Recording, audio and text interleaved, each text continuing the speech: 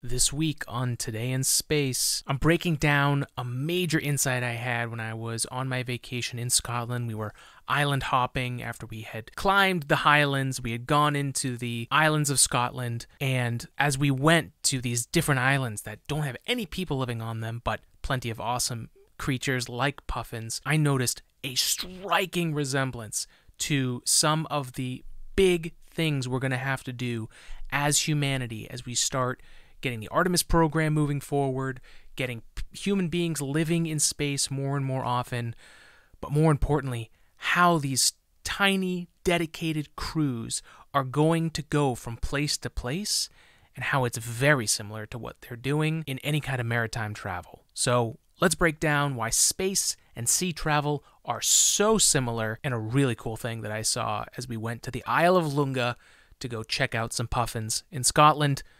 Let's dive into it. Thanks for joining us.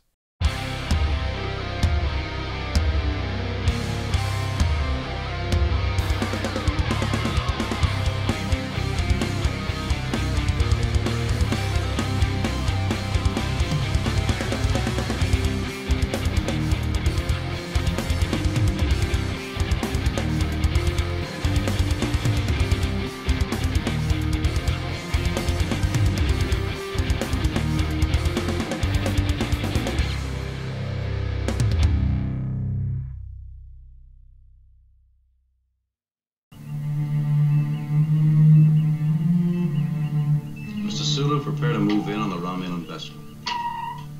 Ship to ship, we're on. Put this on the screen. Hailing frequencies open, sir. Now, the comparison with space and the Navy or naval practices is been around for a long time. I mean, obviously, the famous science fiction show Star Trek that started in 1966 was based off of military background. I mean, Starfleet itself is a military organization, and you can see the comparison between a starship and a sea ship is clearly there, and it's thanks to someone like Gene Roddenberry, and it's also the way that NASA went about progress, right? Like, you had these test pilots who were astronauts, and it really was, for a while there, just pilots that were able to be astronauts. So there is a long-standing history between the different types of crafts, whether they be air or sea, that compare with space. Different problems, but essentially a craft with a human being flying through a medium, right? And in space's aspect, it's the vacuum of space. Obviously, you need to exit the atmosphere to get in the vacuum of space, but in the ocean you have to be able to float on the ocean and travel along with buoyancy and going from place to place. Now, on my trip to Scotland, we were able to go travel to a few islands thanks to our tour guides, two of which were Staffa and Lunga. Now, Staffa was great because there was tons of basalt rock, which created these amazing formations that are completely natural but look almost like they were built into these exact hexagonal shapes. It really is pretty wild. And then there was the island of Lunga, which is where we saw many different types of birds there, very particular types of insects like bees, but more specifically, we loved the puffins, and it was so great to get to see these creatures up close. They're land nesting creatures. I didn't know that at first, and they fly extremely fast. And we just got to get up close and personal. They're in the middle of a breeding season while we were there, but both of these places felt very much like we were going to a different world. And to even drive that point home, there were no people living on these islands. They're very small, but our presence there was alien in a lot of different ways. And so there was, as I'm going through this and enjoying this adventure, all of these different aspects of space are just flying through my head, and just thoughts of what we're going to be able to do in a future where we reach this point where humans are living and working in space long term. I just love scanning for life forms. Life forms. You tiny little life forms. You precious little life forms. Where are you? All right, folks, so this episode we're talking about making connections between maritime travel, sea travel, and space travel, right? And for us, making those connections in everyday life is part of what makes this podcast what it is, right? That's how we're able to bring a podcast about all things space on a pretty much weekly basis and express these ideas. But you know, all of that stuff takes a lot of focus and really managing stress well. And you know, with all the things we have going on here, on top of the 3D printing business that we run, AG3D, there's a lot going on. Never mind trying to have a life and friends and family and make time for them. So really, it comes down to making the most out of the moments that you do have. And a big factor for where we are today is having Magic Mind in the mix. We're big coffee drinkers here, and we love caffeine. If there was caffeine in that nebula, we would go there. But really, caffeine's only good at kind of blocking the tiredness that you have, right? So something like Magic Mind, for me, helps me add in all the things that I'm losing when I'm burning, you know, the midnight oil or you know, spending my time during my day job and then coming back after cooking dinner and getting other things that I got to get done. Replenishing yourself is super important. We've been using Magic Mind for 2 weeks so 14 days since we came back from our trip in Scotland. And it's really amazing how the compound effects of Magic Mind every day helps. You know, I'm spending less time ruminating on those thoughts that kind of end up making a bunch of stress in my life, like a black hole of unproductive thoughts. It helps shave down that. If you want to go try and get on the Magic Mind train like we are here, go to magicmind.com. Use the code word today20. You are going to get 20% off your first time one-time purchase, right? If you just want to try it out, or up to 48% off your first subscription, which the subscription cost is already reduced because you're getting the subscription from the one-time purchase. And then you're getting almost 50% off, 48% off on a subscription. You're getting things like daily amounts of vitamin C and D. You're getting nootropics, adaptogens. You're getting things that are going to help you stay more motivated, stay more productive as you're on your mission in life, right? I feel like if you're on this podcast, you've got a mission of some sort.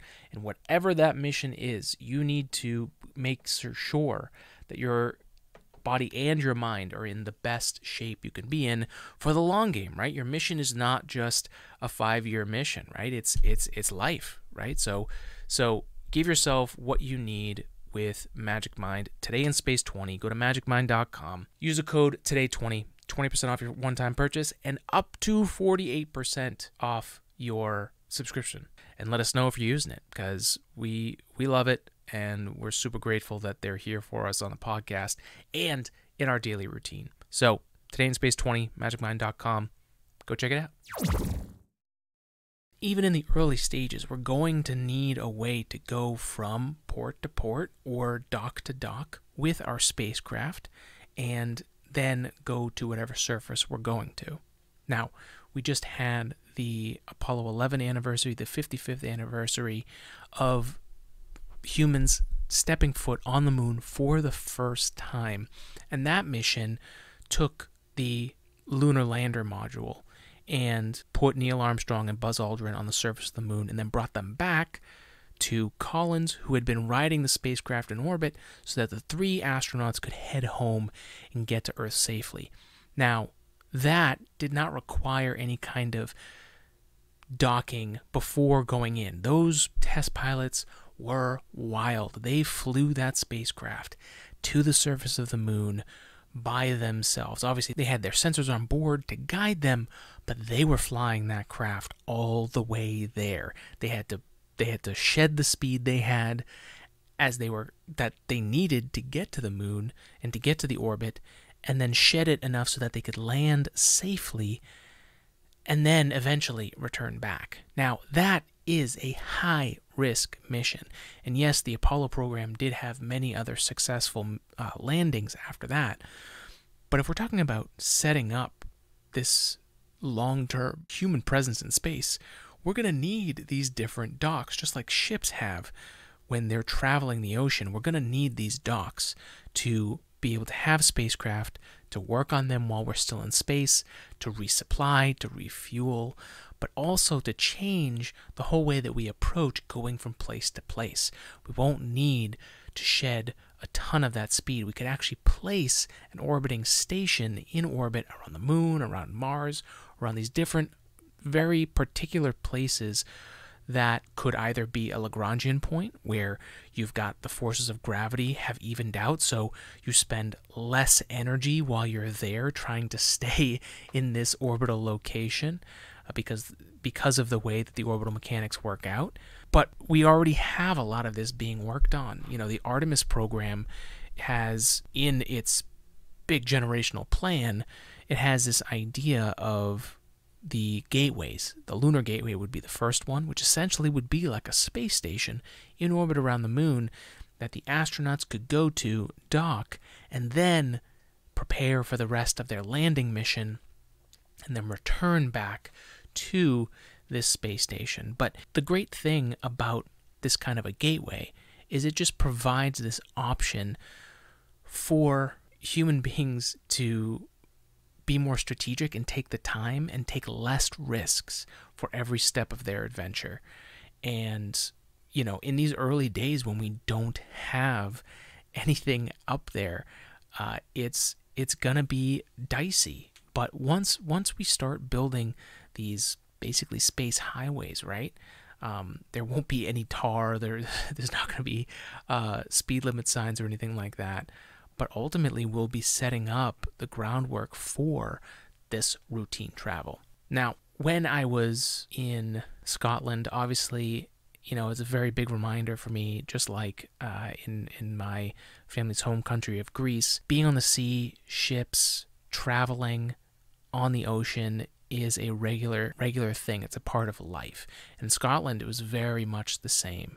And, of course, they have their maritime operations over there, and we spent a lot of time on different boats going from island to island. We ended up going to the island of Iona from the island of Mull, but we also traveled, like we said, to Staffa and Lunga. Now, on Lunga, because it was a less traveled island, they really had only just started. Not many of these ships were actually going to Lunga where the puffins were. And so it was a pretty new thing. And like I said, they're not habited islands. So it's not like there was a dock for us to go to the island. So at first I was thinking, okay, how are they going to get us on this island? You know, are we going to have to take a tiny boat from the ship that they brought us on to shore? And then we're going to have to basically take a bunch of trips back and forth.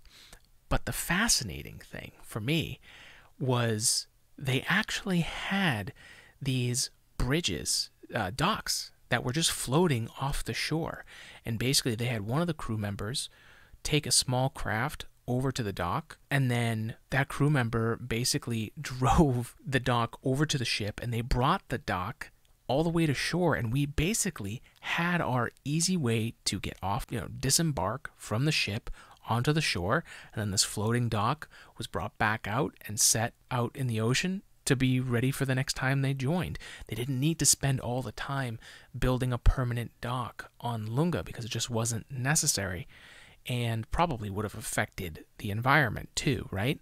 And so it was just such a cool way to see how early space travel for us in these places where we haven't been, right? The moon, there's so much we haven't done at the moon. The infrastructure around the moon is so limited.